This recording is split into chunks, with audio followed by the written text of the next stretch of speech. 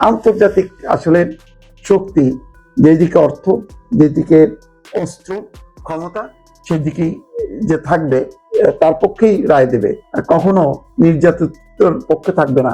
এইটা তারও একটা প্রমাণ। কি অদ্ভুত আচরণ বিশ্বের! দেখেন, যুদ্ধ শুরু করলো যুক্তরাষ্ট্র এবং ইসরায়েল, আর নিরাপত্তা পরিষদ নিন্দা জানালো ইরানের, এবং মধ্যপ্রাচ্যের সব দেশগুলো সেটা নিন্দা করলো। বাহরাইন প্রস্তাব করলো, সবাই নিন্দা করলো, শুধুমাত্র ভোটদানে বিরত থাকলো চীন আর রাশিয়া। একবারও যুক্তরাষ্ট্র এবং ইসরায়েলের নিন্দা করা হলো না। বিকল্প একটা প্রস্তাব তোলা হয়েছিল রাশিয়ার পক্ষ থেকে, কিন্তু সেটা নাকচ হয়ে যায়।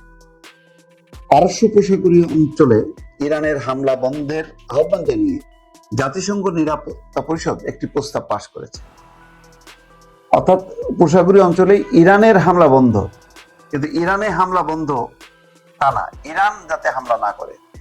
তবে এই প্রস্তাবে ইরানের উপর যুক্তরাষ্ট্র বা ইসরায়েলি হামলার কোনো উল্লেখ নেই। তেহরানের রাষ্ট্রদূত নিরাপত্তা পরিষদের এমন পক্ষপাতদুষ্ট প্রস্তাবের তীব্র সমালোচনা করেছে। প্রস্তাবটি উত্থাপন করেছে ইরানের প্রতিবেশী দেশ বাহরাইন। এতে ভারত সহ বিশ্বের 135টি দেশ সমর্থন দিয়েছে। প্রস্তাবে বাহরাইন, কুয়েত, ওমান, কাতার, সৌদি আরব, সংযুক্ত আরব আমিরাত এবং জর্ডানের উপর ইরানের সব ধরনের হামলা অবিলম্বে বন্ধের দাবি জানানো হয়েছে। হরমুজ প্রণালী দিয়ে আন্তর্জাতিক নৌ চলাচল বন্ধ বা বাধাগ্রস্ত করার যে কোনো ইরানি হুমকি বা পদক্ষেপের নিন্দা জানানো হয়েছে। প্রস্তাবটি 13-0 ভোটে পাশ হয়। রাশিয়া এবং চীন ভোটদানে বিরত ছিল। অন্যদিকে সব পক্ষকে যুদ্ধ বন্ধের আহ্বান জানিয়ে রাশিয়ার তোলা একটা বিকল্প প্রস্তাব নাকচ করে দেওয়া হয়েছে। তার মানে বুঝতে পারছেন, ইরানের বিপক্ষে সমস্ত দেশকে ঐক্যবদ্ধ করে ফেলছে ডোনাল্ড ট্রাম্প। জাতিসংঘের বাহরাইনের দূত জামাল ফারিস আল রোয়াই বলেন, এই ভোট বিশ্ব অর্থনীতিতে উপসাগরীয় অঞ্চলের গুরুত্বপূর্ণ ভূমিকার প্রতিফলন। তিনি বলেন, এই অঞ্চলের নিরাপত্তা নিশ্চিত করা কেবল আঞ্চলিক বিষয় নয়, এটি আন্তর্জাতিক দায়িত্ব যা বিশ্ব অর্থনীতি এবং জ্বালানির নিরাপত্তার সঙ্গে সম্পর্কযুক্ত। তবে জাতিসংঘে নিযুক্ত ইরানের রাষ্ট্রদূত আমির সাইদ ইরাভানি এই প্রস্তাব গ্রহণকে জাতিসংঘ নিরাপত্তার ইতিহাসে একটি স্থায়ী কলঙ্ক বলে উল্লেখ করেছেন। এটিকে তিনি নিরাপত্তা পরিষদের চরম অপব্যবহার বলে অভিহিত করেছেন। ইরাভানি বলেন, পরিষ্কার করে বলি, এই প্রস্তাব আমার দেশের প্রতি এক প্রকাশ্য বিচার, অথচ আমার দেশই আগ্রাসনের প্রথম শিকার। পক্ষপাতদুষ্ট এবং একতরফা। যুক্তরাষ্ট্র এবং ইসরায়েল গত 28 ফেব্রুয়ারি ইরান জুড়ে আগ্রাসন চালালে এই যুদ্ধের সূত্রপাত হয়। সেই হামলায় ইরানের সর্বোচ্চ নেতা আয়াতুল্লাহ আলী খামেনি সহ বেশ কয়েকজন ঊর্ধ্বতন সামরিক বেসামরিক কর্মকর্তা সহ অনেক বেসামরিক নাগরিক নিহত হয়। জবাবে ইরান ইসরায়েল সহ পারস্য উপসাগরের প্রতিটি দেশে ড্রোন এবং ক্ষেপণাস্ত্র হামলা চালায়।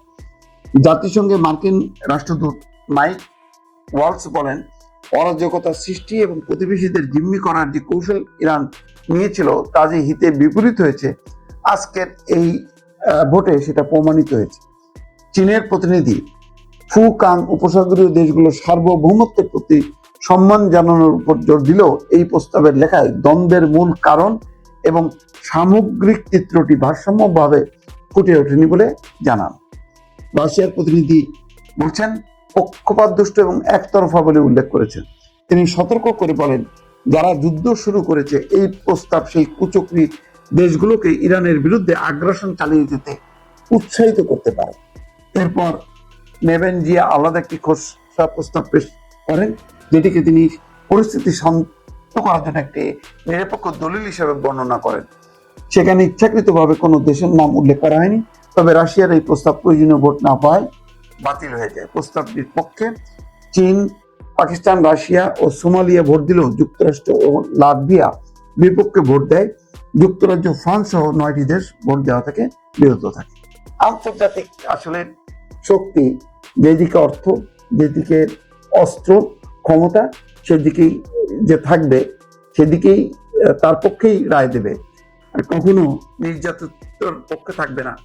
এইটা তারও একটা প্রমাণ। এবং এই কারণে ফিলিস্তিনিদের পক্ষে, গাজার পক্ষেও কখনো জাতিসংঘ সর্বসম্মতভাবে সিদ্ধান্ত নিতে পারে না। দর্শক।